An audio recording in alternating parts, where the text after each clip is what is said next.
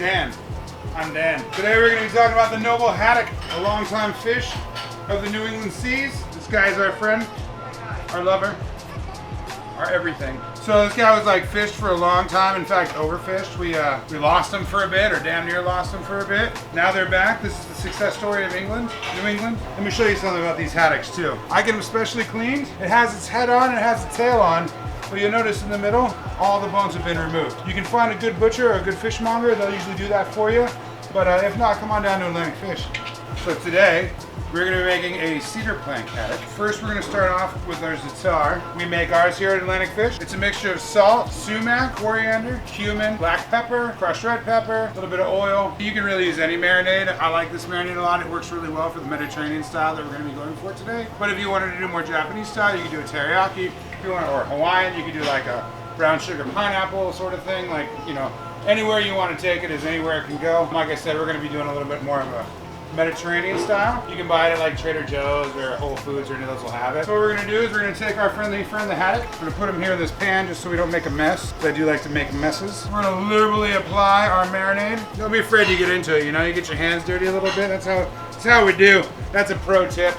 Go ahead and get your hands dirty. And you want to get the skin too, because it's going to cook in the skin. What I'll do on the top skin, I'm going to take my knife, I'm going to score it just a little bit. That way when the fish tries to curl, if you score it like this, it gives it room to move and it'll keep it from curling up like that. And then of course we're going to get a little more of that juicy, lovely marinade up in there. Now that we got our guy marinated, by the magic television, I have this one ready to go right here on a cedar plank.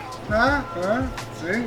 So, let's talk about the cedar planks a little bit, because there's a few things we should note about cedar. You always want to cook with red cedar, but that is a western red cedar, very specifically. Eastern red cedar is poisonous. No good for cooking. Western red cedar, white cedar is also good. Alaskan yellow cedar will work. That being said about cedars, if you really want to find cedar planks, look on Amazon. Your local hardware store or lumber yard might have it. But again, western red cedar. So what we did is we soaked it for about 24 hours.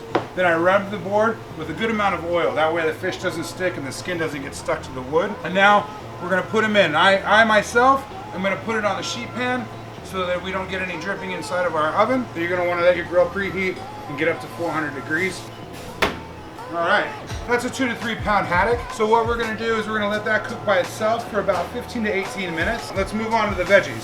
For our Mediterranean veggie mix, we're gonna be doing about 5 different vegetables. I wanna show you some of my favorites here. These cute little guys, these are called baby sunburst squash. They're just really mini. And then we got these guys. These are my favorite. They're called patty pans. They're little green, they're similar to a zucchini. We also have green bell pepper, and red onion. Now I like to go in about quarters. The trick is, whatever veg you're gonna do, you want them all roughly about the same size. Cut these guys down. Then we do our red onion. Split that down that way. Let's go in half and maybe in 4 pieces. Because then once these all break apart, they're gonna be about the same size as those squash. Same with the bell peppers. What I usually do is I cut down the sides like this, take 3 sides off, and then on that last one, swoop down, and cut the bottom off so we're not wasting that bottom either. That's all good stuff. They don't have to be exact. You don't need like perfect squares. This isn't the French Laundry, you know what I mean? We're doing this at home, we're having a good time. Thomas Keller will do it in like perfect squares, but here at home, where we're having fun and just like, you know, drinking beers and whatnot, we can do them in mostly squares. Now, here's the secret. We're gonna take that same za'atar, we're gonna give that a good shake. We're gonna toss these. Even though it's the za'atar on the fish and the za'atar on the vegetables are going to have a different base flavor than the fish will, and so they'll marry really well together and it'll give a unifying flavor profile, but it won't be all the same. The fish itself is going to have different characteristics with the za'atar than the vegetables are going to have with the za'atar. So we got those ready to go. The next vegetable we're going to talk about is the broccoli rabe. A rabe is not actually in the broccoli family. It's got this really, really awesome flavor, common Mediterranean vegetable. It's absolutely delicious. It's going to add a little bit of depth, a little earthiness to the dish we're gonna do. So we're just gonna keep it simple. I'm gonna whack off the ends, and we're gonna toss these into a bowl. Now, generally speaking, when I cook with a blended oil, 20% olive oil, 80% canola. What a lot of people won't tell you about cooking with olive oil is a really, really low smoking point. When it hits about 500 degrees, it'll start to smoke and actually get almost like a kerosene flavor. No good. So what they do is they mix it with canola oil, which has a much higher smoking point, and that'll give you a little bit more durability in the pan, but you still get the olive oil flavor. Top tip. We're gonna do just enough to coat. Don't be shy with it, but at the same time, we don't gotta go crazy. Salt, and I think salt and olive oil is probably gonna be plenty. If you wanna put some pepper or crushed red pepper or garlic or any of those other things in there, that is all fine too. So now's the best part. So now this guy's been in here for about 15 to 18 minutes. Everything's looking really beautiful right now. So now we really wanna start designing our plate. We have all these beautiful vegetables. Take a few and I'm gonna put them right there. Let's put some of these here vegetables right up in the front, just like that.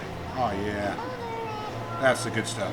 One thing that we always say in the restaurant is the first bite you take is with your eyes. So you wanna make sure that when it comes to the table, it's this beautiful, beautiful presentation that has everybody pulling out their phones and doing the Instanet. So now, because we didn't pre-cook any of these other vegetables, we're gonna put this back in here for about 8 minutes to 10 minutes, depending. But I'll finish cooking the fish, and at the same time, everything will be ready and finished, so you're not gonna have an overcooked fish or undercooked vegetables, right? Timing. There we go. So one thing we do in the restaurant is we wanna garnish, but you wanna make sure your garnishes are usable. So we can do a couple different ones. I brought a few just so we can take a look. The half lemon. Super simple, right? Easy money. Now another good and easy one is you're gonna take off the ends, and you're not gonna cut all the way through. You're gonna go about 3/4 to the edge right here, and then you're gonna make slices. And then you can just do a little twisty. So one thing we should talk about is safety when you're using a knife. If you are talking and not paying attention to what you're doing, there is a possibility that you could get cut. This is not going according to plan. This may or may not have just happened, but it's okay. Doctor says I can keep the finger. It's gonna be all right. But enough about me. Let's take a look and see how our friend the fish haddock here is doing. As my sister would say, good. Kind of give this a toss just so you can see the beautiful side of the broccolinis on both sides here. Now they're gonna get a little bit nice and crispy on the outside. That's awesome. That's exactly what we want. And here we are, our za'atar marinated cedar plank haddock. Now, so this is the kind of dish that if you're doing a barbecue or having a party at your house, you know, you can set it down in front of everybody, really get that wow factor. Production on this is a very simple thing. As we said before, it doesn't have to be the za'atar. If you're gonna do a Hawaiian themed party, a luau of sorts, pineapple glaze on this bad boy, do the exact same thing with maybe a few different vegetables, some banana leaves and whatnot, and then you have the same effect. And that's that. I don't have anything else to say, so I'm gonna leave it in. Go get them.